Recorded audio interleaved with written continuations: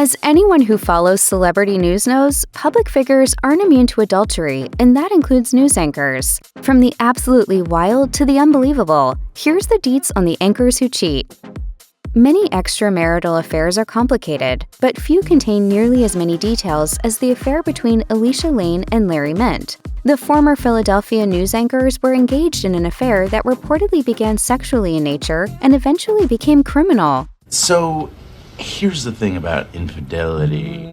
In the mid-aughts, Lane and Mendte were employed by the same CBS affiliate. Per the Daily Mail, their relationship reportedly became more than just professional, though the details given by either party were too dissimilar to make sense of what actually happened. Mendte claimed Lane came onto him. Lane, on the other hand, claimed the opposite and even denied the affair entirely. Despite disagreeing on the specific details of their alleged affair, both parties confirmed the aftermath. Mendte hacked Lane's email and sent messages that damaged her career. Mendte lost his job and spent 6 months on house arrest due to his actions. Lane sued her former employer and Mendte over the hacking ordeal. A decade after the alleged affair occurred, the lawsuit was settled. In a statement as reported by the Philadelphia Inquirer, Mendte said, "I repeatedly and illegally invaded Lane's personal email accounts, obtained personal information, and fed stories to the press to make it appear as if she was carrying on inappropriate relationships with men, which was untrue and unfair."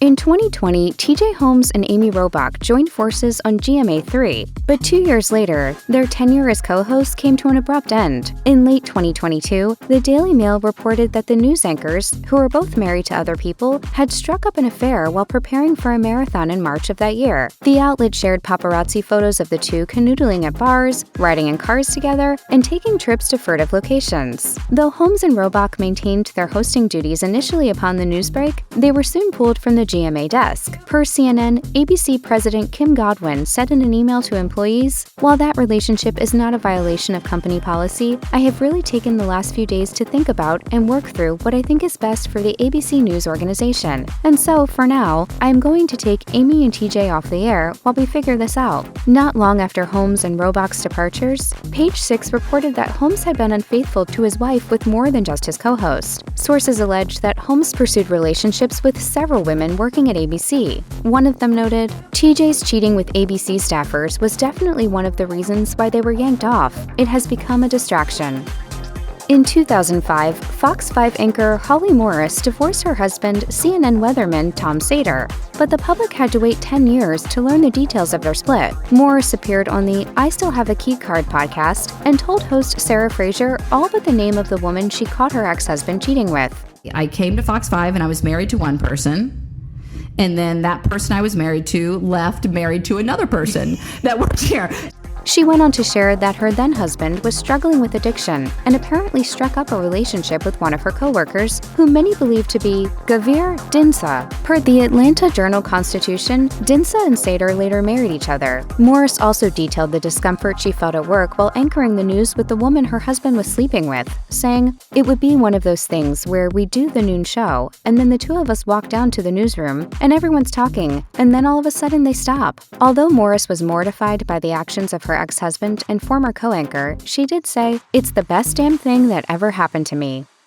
Some people get caught cheating while others reveal their affairs on their own. The latter was the case for Lauren Sanchez, the former news anchor of multiple shows who gained further notoriety by leaving her ex-husband Patrick Whitesell for one of the world's richest men, Amazon founder Jeff Bezos. Sanchez and Bezos first crossed paths when they became neighbors on Mercer Island, Washington. The couple connected over shared interests, and their relationship flourished from there. Sanchez and Bezos told their respective partners about the affair, and soon after, thanks to the National Enquirer, text messages between the two were revealed. One from Bezos read, "I love you, alive girl. I will show you with my body and my lips and my eyes very soon." Both Sanchez and Bezos divorced from their spouses, though the latter proved to be far more expensive than the former. Per the Abrams law firm, Bezos' ex-wife, Mackenzie Scott, was given a stake in Amazon, her awarded shares worth over $38 billion at the time. As of December 2022, Bezos and Sanchez are still dating. As Sanchez told CNN, "We're really great teammates, and we also have a lot of fun together, and we love each other. We always look at each other, and we're the team."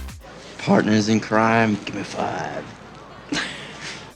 Jesse Waters has his career to thank for both his wives. Jesse met his ex-wife, Noelle Waters, at Fox News. They married in 2009, and their divorce was finalized in 2019. Per the Daily Mail, 2 years prior to their divorce's finalization, Noelle learned that Jesse had been having an affair with another woman he met at Fox News, Emma DeJoven. DeJoven had worked as an associate producer on Jesse's show, Water's World, and after news of the affair broke, she was transferred to work on the Ingraham angle, but not much else concerning their relationship was revealed.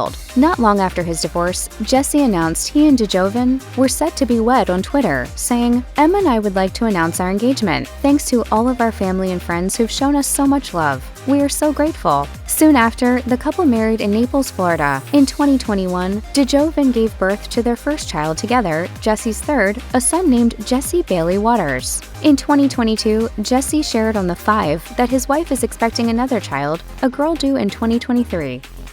We've got yet another messy one. Per CBS News, the saga of news anchor Maria Athens and former Anchorage, Alaska Mayor Ethan Berkowitz began when the two started texting each other in 2016. 4 years later, Berkowitz resigned from his position and said in a statement, "I apologize to the people of Anchorage for a major lapse in judgment I made several years ago when I had a consensual, inappropriate messaging relationship with reporter Maria Athens. I'm embarrassed and ashamed for the hurt I've caused my family and our community."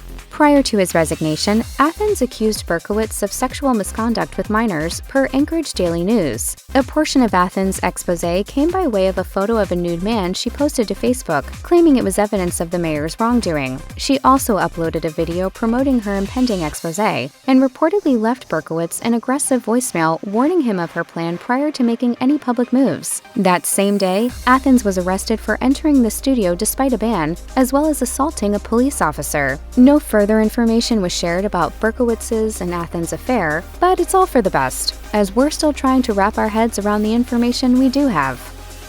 The United States' history with Cuba is long and complicated, and as noted in Politico magazine, and the late journalist Lisa Howard's relationship with Fidel Castro only adds to the complication. Howard's career began in Hollywood, but she turned from her life of acting to focus on journalism. She soon became employed by ABC, and she hosted her own program, Lisa Howard and News with the Woman's Touch. In 1963, Howard was given the opportunity to travel to Cuba to interview then-leader Fidel Castro. Prior to the interview, Castro and Howard met at a nightclub, and a spark lit between them immediately. Castro agreed to his first television interview in years, conducted by Howard. The people of the United States understand my English. I think they will. Thanks to frequent visits to Cuba, Howard's political relationship with Castro continued, as did her personal relationship, all while she was married to another man. In a conversation with Castro, Howard once said, "You are right, Fidel, our intellectual relationship is the essential one, though the other one is rather pleasant too." The dissolution of Howard and Castro's dalliance isn't well documented, but it appeared to be due to her losing her position of influence on the United States government regarding Cuba. Not long after, Howard lost her job, miscarried a pregnancy, and became depressed. Howard died on July 4, 1965 from an overdose. In 2016, Boston Red Sox manager John Farrell shared that he and his wife of over 30 years were divorcing, though he didn't share many details. This came just after reporter Jessica Moran left her position at Comcast Sportsnet New England. As she explained to the Boston Globe, "I have stepped away from Comcast Sportsnet as I thought it was in my best personal and professional interest to do so." Many suspected Farrell's divorce was brought on by an affair between him and Moran, though neither party confirmed those suspicions. Farrell is not the first Red Sox employee to be accused of having an affair with someone from the media. In 2008, per the Boston Herald, Hazel May, a former anchor of Sports Desk, reportedly married former Red Sox manager Terry Francona. And per the Boston Globe, reporter Jenny Dell and third baseman Will Middlebrooks began dating in secret in 2013. The two later confirmed their relationship and got married in 2016. What's more, former catcher Jason Varitek and former infielder Nick Green both allegedly were involved with former New England Sports Network reporter Heidi Watney, per Think Progress, though neither relationship was ever confirmed.